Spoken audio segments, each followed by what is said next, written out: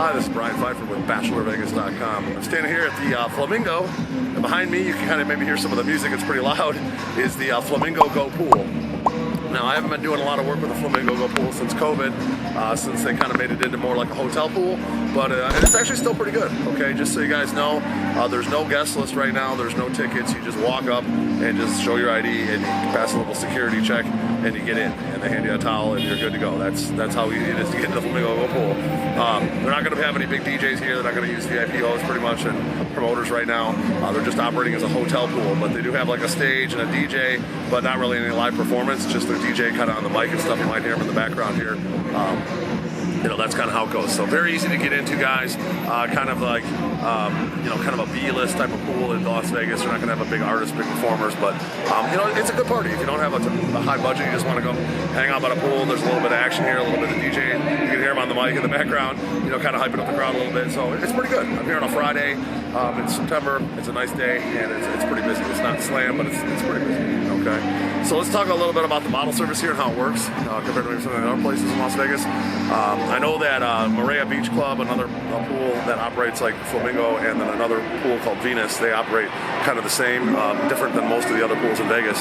What they do is they charge like a rental fee for like the daybeds and the cabanas and the lounge chairs, and then on top of that you buy the bottle. So you pay a rental fee that's going to be you know, a fixed amount, and that's what you pay for the rental essentially for the day, and then the bottles are a little bit cheaper, okay, than like a typical pool party like a Drai's or a Wet Republic or Encore Beach. But ultimately, when you figure out the cost of the rental plus all the fees, and then the price of a standard bottle, and the tip and tax and everything, you end up paying about the same as you know, for a bottle at a daybed or a cabana as you do at like a Wet Republic or you know, like you know, Encore Beach Club or Daylight or whatever. But I guess where it makes more sense is if you do a lot of bottles, then the bottles are ultimately end up being cheaper, so you end up spending less money if you do, you know, several bottles, okay, on a cabana or a daybed or something. That's kind of where the advantage comes in. But they're going to get their money off the initial hit of the rental and the fees and all that stuff. So, you know, be prepared for kind of paying the same prices as, you know, every other pool in Vegas. It's just they do it a little bit differently with the rental fee. Okay. So let's talk about the actual sections. Okay. There's several choices for the daybeds. Actually, it kind of starts out, I think there's like a couple lounge chair type things that are going to be your entry level. They're going to be on the one end of the pool. Going to be kind of quiet on that end compared to the other end. The DJ kind of faces the other end. And there's some daybeds along that. Smaller pool on the other end. That's going to be like your entry level daybeds. And then there's going to be some other daybeds on the main pool, but on the one end that kind of doesn't face the DJ. The DJ faces kind of away from them. And those are going to be a little bit lower as well. And then the primer daybeds, the ones that are going to be kind of right in front of the DJ, those are going to be a little bit more. And then there's also some like regular wet daybeds, and there's the ones called the wet deck daybeds. Okay, I think there's like maybe 4 or 5 choices for daybeds.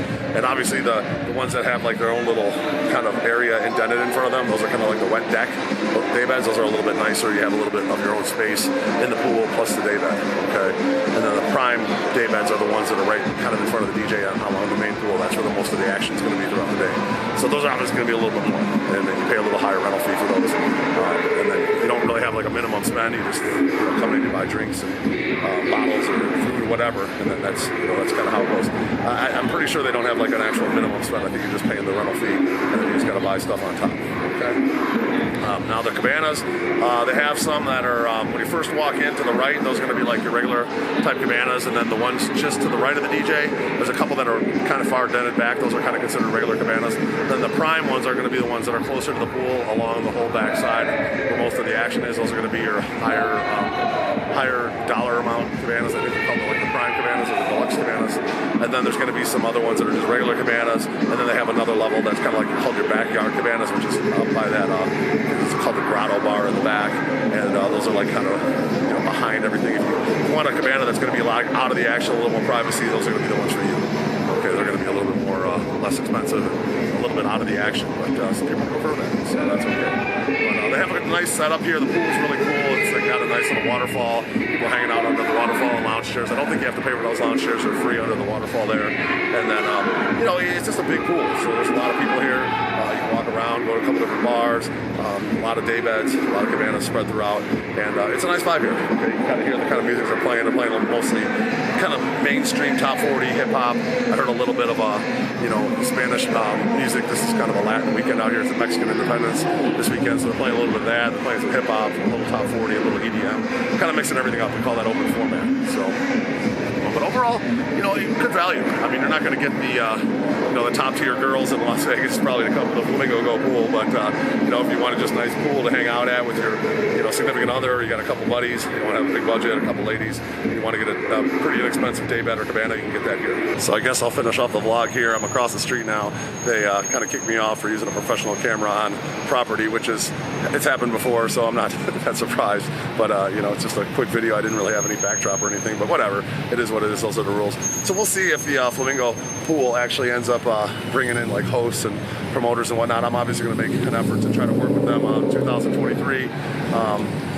Maybe sell tables or however they're going to do it. If they're not going to use promoters and hosts legally, they can if they're operating as a hotel pool, but they might be able to have affiliates. So I could potentially be a marketing affiliate.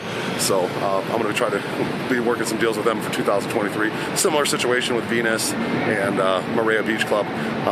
These pools are just kind of operating as they just open up the doors. They don't really have much of a VIP host team. They just whoever comes. They don't really do tons of marketing. It's just kind of, it is what it is. But it's not bad. Okay, it's not a bad pool party. And if your budget doesn't allow you to attend the $825 bottles at Tao Beach, then maybe this is a little bit more up your alley. And it's not bad. Okay, it's definitely pretty cool. I'd definitely like to work with them next year and try to help them fill some of the spaces. I know they're really busy on Saturdays, so probably don't need that much help on those days. But during the week and even like Friday, I saw several, a lot of cabanas and daybeds still open today, and I'm sure Sundays are kind of the same way. So I mean, there is days that they could definitely use some more, people to fill those sections and whatnot. So if you like this video, make sure you subscribe to my channel, like the video, bang that notifications bell.